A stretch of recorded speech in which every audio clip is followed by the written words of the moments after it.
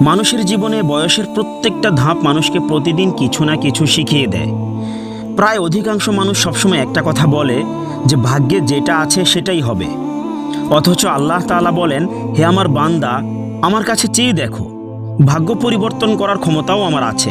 সুবহানাল্লাহ।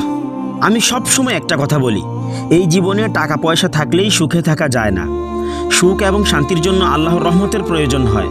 অতএব সম্পদ না গড়ে আপনি সন্তান গড়েন, পৃথিবীতে সবচাইতে সম্মানিত হবেন আপনি। আর একটা কথা না বললে নাই হয়, এই পৃথিবীতে মানুষের চাহিদা আকাঙ্ক্ষা এগুলোর কোনো শেষ নাই। মনে রাখবেন, উচ্চ আকাঙ্ক্ষা যেখানে শেষ হয় সেখান থেকেই শান্তির শুরু হয়।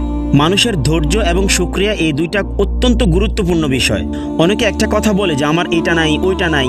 এটা নিয়ে যেমন হতাশ হবার কিছু নাই, আবার আমার এইটা আছে ওইটা আছে এটা নিয়েও অহংকার করার কিছু নাই। আল্লাহ তাআলা চাইলে নিতেও সময় লাগে না, আবার কোনো কিছু দিতেও সময় লাগে না। সব সময় সব কিছুর জন্য সর্বদা বলতে হয় আলহামদুলিল্লাহ।